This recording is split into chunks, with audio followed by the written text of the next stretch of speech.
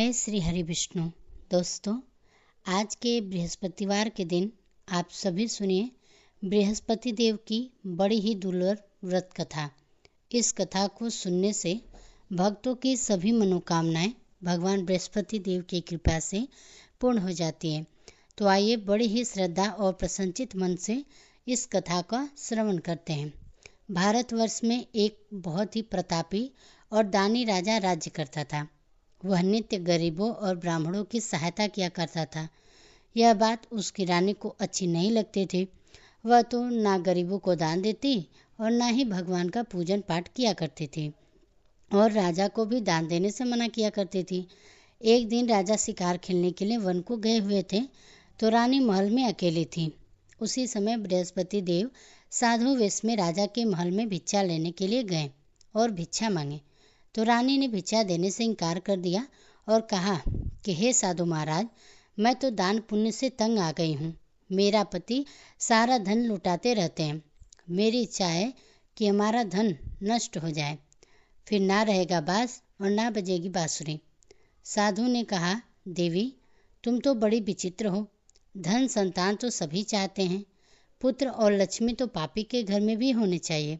यदि तुम्हारे पास धन अधिक है तो तुम भोजन को भोजन दो, प्यासे के लिए प्याऊ बनवाओ, मुसाफिरों के लिए धर्मशालाएं खुलवाओ, जो निर्धन अपनी कुंवारी कन्याओं का विवाह नहीं कर सकते उनका विवाह करा दो। ऐसे और कई काम हैं जिनके करने से तुम्हारा यश लोक और परलोक में फैले। परंतु रानी पर उपदेश का कोई भी प्रभाव नहीं पड़ा। वह बोली, महाराज, आप मुझे कुछ ना समझाएं।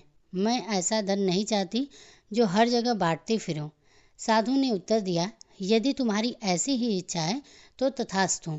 तुम जैसा करना कि बृहस्पतिवार को घर को गोबर से यानी कि पीली मिट्टी से लीप देना, अपना सिर धोकर स्नान करना, भट्ठी चढ़ाकर कपड़े धोना।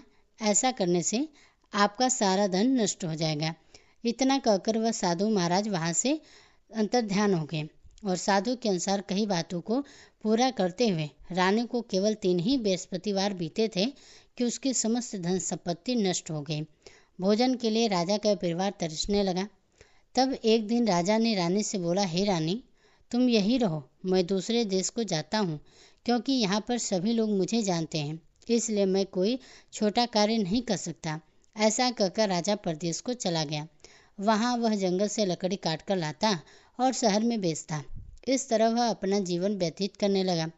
इधर राजा के परदेश जाते ही रानी और दासी दुखी रहने लगी। एक बार जब रानी और दासी रात को 7 दिन तक बिना भोजन किए रहना पड़ा तो रानी ने अपनी दासी से कहा, हे दासी, पास ही के नगर में मेरी बहन रहती है। वह बड़ी ही धनवान है। तू उसके पास जा और कुछ लेकर आ ताकि थोड़ा समय के लिए गुजर हो सके। रानी दासी की बहन के पास गई। उस दिन गुरुवार का समय था और रानी की बहन उस समय बृहस्पतिवार व्रत की कथा सुन रही थी। दासी ने रानी की बहन को अपनी रानी का संदेश दिया, लेकिन रानी की बड़ी बहन ने कोई उत्तर नहीं दिया। जब दासी को रानी की बहन से कोई उत्तर नहीं मिला तो वह बहुत दुखी हुई और उसे क्रोध भी आया। दासी ने वापस आकर रानी को सारी बात बता दी। सुनकर रानी ने अपने भाग्य को कोसा। उधर रानी की बहन ने सोचा कि मेरी बहन की दासी आई थी, परंतु मैं उससे नहीं बोली, इससे वह बहुत ही दुखी हुई होगी। अतः कथा सुनकर और पूजन समाप्त करके वह अपने बहन के घर आई और कहने लगी, हे बहन, मैं बृहस्पतिवार का व्रत कर रही थी। तुम्हारी दासी मेरे घर गई थी, परंतु जब तक कथा होती है तब तक ना ही उठते हैं और ना ही बोलते हैं, इसलिए मैं उससे नहीं कुछ बोली। कहो दासी, क्यों गई थी? तब रानी बोली, बहन, तुमसे क्या छुपाऊं, हमारे घर में खाने तक को अनाज नहीं था। ऐसा कहते कहते रानी की आंखें भर आईं। उसने दासी समेत पिछले 7 दिनों से भूखे रहने तक की बात अपनी बहन को विस्तार पूर्वक सुना दी। रानी की बहन बोली, देखो बहन, भगवान बृहस्पति देव सबके मनोकामनाएं को पूर्ण करते हैं। देखो, शायद तुम्हारे घर में अनाज रखा हो। पहले तो रानी को विश्वास नहीं हुआ, पर बहन के आग्रह करने पर उसने अपनी दासी को अंदर भेजा और उसे सचमुच अनाज से भरा एक घड़ा मिल गया। यह देखकर दासी को बड़ी ही हैरानी हुई। दासी रानी जी से कहने लगी, हे रानी, जब हमको भोजन नहीं मिला है तब हम व्रत करते ही हैं, इसलिए क्यों ना इनसे व्रत और कथा की विधि पूछ ली जाए ताकि हम भी व्रत कर सकें। तब रानी ने अपने बहन से बृहस्पतिवार व्रत के बारे में पूछा। उसकी बहन ने बताया कि बृहस्पतिवार के व्रत में चने की दाल और मुनक्का से भगवान विष्णु का केले की जड़ में पूजन करें तथा दीपक जलाएं। व्रत की कथा को सुने और पीला भोजन ही करें। इससे बृहस्पति देव प्रसन्न होते हैं और व्रत और पूजन विधि बताकर रानी की बहन अपने घर को लौट गई। 7 दिन बाद जब गुरुवार आया तो रानी और दासी ने व्रत रखा। घुड़साल में जाकर चना और गुड़ लाई। फिर उसने केले की जड़ तथा भगवान विष्णु का पूजन किया। अब पीला भोजन कहाँ से लाएं? इस बात को लेकर दोनों बड़ी ही दुखी थी, क्योंकि उन्होंने व्रत रखा था, इसलिए बृहस्पति देव उनसे प्रसन्न थे। इसलिए वे एक साधारण व्यक्ति के रूप धारण करके 2 थालों में पीला भोजन लेकर दासी को दे गए। भोजन पाकर दासी बहुत ही प्रसन्न हुई और फिर रानी के साथ मिलकर भोजन किया। उसके बाद वे सभी गुरुवार को व्रत और पूजन करने लगी। बृहस्पति देव भगवान की कृपा से उनके पास फिर से धन संपत्ति आ गई, परंतु रानी फिर पहले की तरह आलस्य करने लगी। तब दासी बोली, देखो रानी, तुम पहले भी इस प्रकार का आलस्य किया करते थे। तुम्हें धन रखने में कष्ट होता था, इस कारण सभी धन नष्ट हो गया, और जब भगवान बृहस्पति देव की कृपा से धन मिला है तो तुम्हें फिर से आलस्य होता है। रानी को समझाते हुए दासी कहती है कि बड़ी मुसीबतों के बाद हमने यह धन पाया है, इसलिए हमें दान पुण्य करना चाहिए, भूखे मनुष्य को भोजन कराना चाहिए तथा धन को शुभ कार्यों में खर्च करना चाहिए, जिससे कि तुम्हारे कुल का यश बढ़े, स्वर्ग की प्राप्ति हो और पितृ लोग प्रसन्न होंगे। दासी की बात को मानकर रानी अपना धन कार्य शुभ कार्यों में खर्च करने लगी, जिससे कि पूरे नगर में उसका यश फैलने लगा। उधर एक दिन राजा दुखी होकर जंगल में एक पेड़ के नीचे आसन जमाकर बैठ गया। वह अपनी दशा को याद करके व्याकुल होने लगा। बृहस्पतिवार का दिन था। एकाएक उसने देखा कि निर्जन वन में एक साधु प्रकट हुए। वह साधु वेश में स्वयं बृहस्पति देवता थे। लकड़हारे के सामने आकर बोले, हे लकड़हारे, इस सुनसान जंगल में तू इतना चिंता मगन क्यों बैठा है? लकड़हारे ने दोनों हाथ जोड़कर प्रणाम किया और उत्तर दिया, महात्मा जी, आप तो सब कुछ जानते हैं, मैं क्या कहूँ? यह कहकर रोने लगा और साधु को अपनी आत्मकथा सुनाई। महात्मा जी ने कहा, तुम्हारी स्त्री ने बृहस्पतिवार के दिन बृहस्पति भगवान का निरादन किया है, जिसके कारण रुष्ट होकर उन्होंने तुम्हारी यह दशा कर दी। अब तुम चिंता को दूर करके मेरे कहने पर चलो, मैं तुम्हारे सब कष्ट दूर हो जाएंगे और भगवान पहले से भी अधिक तुम्हें धन संपत्ति देंगे। तुम बृहस्पतिवार के दिन कथा किया करो, 2 पैसे के चने मुनक्का लाकर उनका प्रसाद बनाओ और शुद्ध जल से लोटे में शक्कर मिलाकर अमृत तैयार करो। कथा के पश्चात अपने सारे परिवार को और सुनाने वालों के प्रेमियों में अमृत व प्रसाद बांटकर खुद भी ग्रहण किया करो। ऐसा करने से भगवान तुम्हारी सब मनोकामनाएं पूरी करेंगे। साधु के ऐसे वचन सुनकर लकड़हारा बोला, हे प्रभु, मुझे लकड़ी बेचकर इतना पैसा नहीं मिलता जिससे मैं भोजन के उपरांत कुछ बचा सकूं। मैंने रात्रि में अपनी स्त्री को बहुत ही व्याकुल देखा है। मेरे पास कुछ भी नहीं है जिससे कि मैं इसकी खोज खबर कर सकूं। साधु ने कहा, हे लकड़हारे, तुम किसी बात की चिंता मत करो। बृहस्पतिवार के तुम रोजाना की तरह लकड़ियां लेकर शहर जाओ। तुमको रोज से दुना धन प्राप्त होगा, जिससे तुम भली भांति भोजन कर लोगे और बृहस्पति देव की पूजा का सामान भी आ जाएगा। इतना कहकर साधु महाराज अंतर ध्यान हो गए और धीरे धीरे समय व्यतीत होने पर फिर वही बृहस्पतिवार का दिन आया। लकड़हारा जंगल से लकड़ी काटकर किसी शहर में बेचने चला गया। उसे उस दिन से अधिक कई गुना पैसा मिला। राजा ने चना और गुड़ आदि लेकर गुरुवार का व्रत किया। उस दिन से उसके सभी जो क्लेश थे वह दूर हो गए, परंतु जब दोबारा गुरुवार का दिन आया तो बृहस्पतिवार का व्रत करना भूल गया। इस कारण से वह बृहस्पति देव भगवान उस पर नाराज हो गए। उस दिन उस नगर के राजा ने विशाल यज्ञ का आयोजन किया था तथा शहर में यह घोषणा करा दी थी कि कोई भी मनुष्य अपने घर में भोजन ना बनवाए, ना ही आग जलाए। समस्त जनता मेरे यहाँ भोजन करने आए। इस आज्ञा को जो नहीं मानेगा उसे फांसी की सजा दी जाएगी। इस तरह की घोषणा संपूर्ण नगर में करवा दी गई। राजा की आज्ञा के अनुसार शहर के सभी लोग भोजन करने गए, लेकिन लकड़हारा कुछ देर से पहुंचा, इसलिए राजा ने उसको अपने साथ घर ले गए और ले जाकर भोजन करा रहे थे तो रानी की दृष्टि उस खूंटी पर टंगी हार पर पड़ी, जिसके हार लटका हुआ था, पर वह वहां पर दिखाई नहीं दे रहा था। रानी ने निश्चय किया कि मेरा हार इस मनुष्य ने ही चुरा लिया है। उसी समय सिपाहियों को बुलाकर उसको कारागार में डलवा दिया। जब लकड़हारा कारागार से पकड़ा गया और बहुत ही दुखी होकर विचार करने लगा कि न जाने कौन से पूर्व जन्म के कर्म से मुझे यह दुख प्राप्त हुआ, और उसी साधु को याद करने लगा जो कि उसे जंगल में मिला था। उसी समय तत्काल बृहस्पति देव साधु के रूप में प्रकट हुए और उसकी दशा को देखकर कहने लगे, अरे मूर्ख, तूने बृहस्पति देव की कथा नहीं करी, इस कारण तुझे दुख प्राप्त हुआ है। अब चिंता मत कर, बृहस्पतिवार के दिन कारागार के दरवाजे पर 4 पैसे पड़े हुए मिलेंगे, उनसे तुम बृहस्पति देव की पूजा करना, तेरे सभी कष्ट दूर हो जाएंगे। बृहस्पतिवार के दिन उसे 4 पैसे मिले। लकड़हारे ने कथा कही।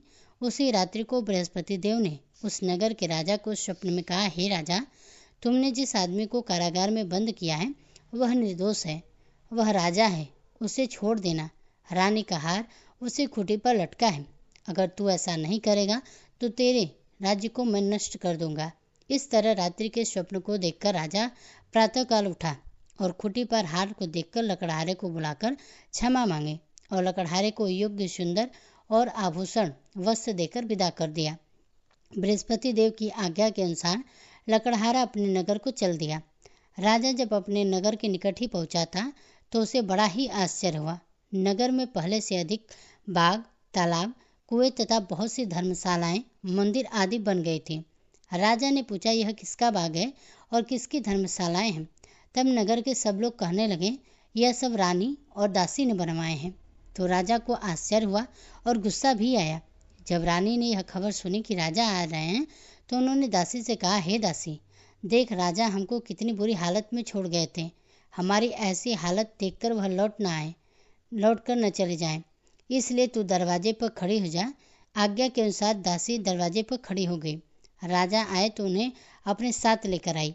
तब राजा ने क्रोध करके अपने रानी से पूछा कि यह धन तुम्हें कैसे प्राप्त हुआ? तब उन्होंने कहा, हमें यह सब धन बृहस्पति देव के इस व्रत के प्रभाव से प्राप्त हुआ। राजा ने निश्चय किया कि 7 रोज बाद तो वह सभी बृहस्पति देव की पूजन करते हैं, परंतु मैं प्रतिदिन दिन में 3 बार कहानी और रोज व्रत किया करूँगा। अब हर समय राजा के दुपट्टे में चने की दाल बंधी रहती थी और दिन में 3 बार कहानी कहते। एक रोज राजा ने विचार किया कि चलो अपनी बहन के यहाँ हो आए। इस तरह निश्चय करके राजा घोड़े पर सवार होकर अपने बहन के यहाँ चलने लगे। मार्ग में उसने देखा कि कुछ आदमी मुर्दे को लिए जा रहे थे। उन्होंने रोककर कहा, अरे भाइयों, मेरी बृहस्पति देव की कथा सुन लो। वे बोले, हमारा तो आदमी मर गया है, इसको अपनी कथा की पड़ी है। परंतु कुछ आदमी बोले, अच्छा कहो, हम तुम्हारी कथा भी सुनेंगे। राजा ने दाल निकाली और जब कथा आधी हुई तो मुर्दा हिलने लग गया, और जब कथा समाप्त हुई तो राम राम करके मनुष्य उठ खड़ा हुआ। आगे मार्ग में उसे किसान के खेत में हल चलाता हुआ मिला। तो राजा ने उसे देखकर बोला, अरे भैया, मेरी तुम बृहस्पतिवार की कथा सुन लो। किसान बोला, जब तक मैं तेरी कथा सुनूंगा तब तक 4 हरैया जोत लूँगा, अपनी कथा किसी और को सुनाना। इस तरह राजा आगे जब चलने लगा तो राजा के हटते ही बैल पछाड़कर गिर पड़ा और किसान के पेट में जोरों की दर्द होने लगा।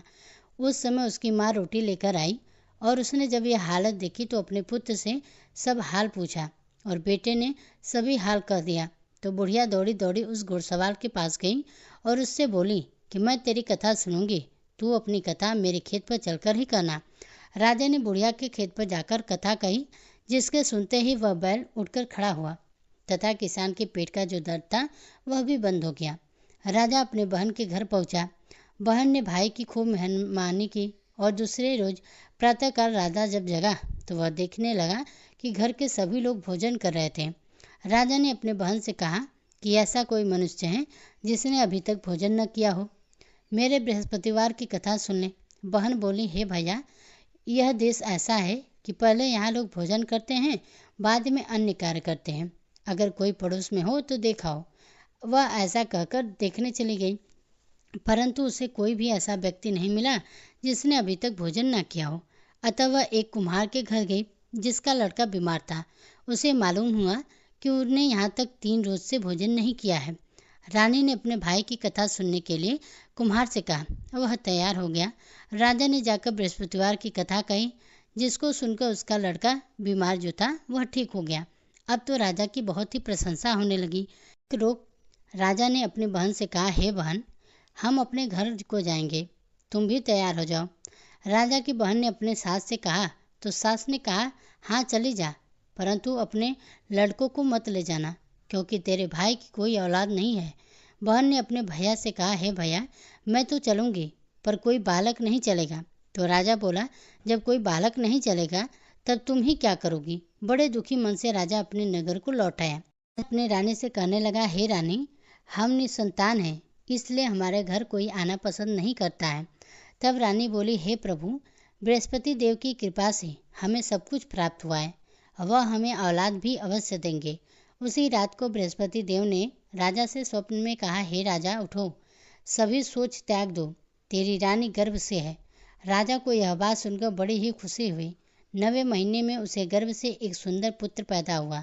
तब राजा बोला, हे रानी, स्त्री बिना भोजन के रह सकती है, पर बिना औलाद के नहीं रह सकती। जब मेरी बहन आएगी तुम मुझसे कुछ मत कहना। रानी ने सुनकर कह दिया, हाँ। जब राजा की बहन ने यह शुभ समाचार सुना तो वह बहुत ही खुश हुई और बधाई लेकर अपने भाई के यहाँ आई। तभी रानी ने कहा, घोड़ा चढ़कर तो नहीं आई, गधा चढ़कर आई है।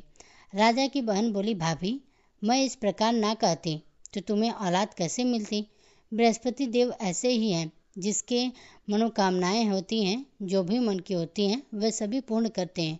जो श्रद्धा पूर्वक बृहस्पतिवार का व्रत करता है एवं कथा को पढ़ता है तथा सुनता है, दूसरों को सुनाता है, तो बृहस्पति देव उनकी सभी मनोकामनाओं को पूर्ण करते हैं।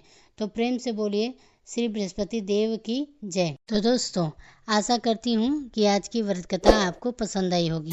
व्रत कथा को पढ़ते समय अगर कोई त्रुटि हो गई हो तो मुझे क्षमा कीजिएगा, तथा इसी तरह की व्रत कथाओं को सुनने के लिए हमारे चैनल को सब्सक्राइब भी जरूर कीजिएगा।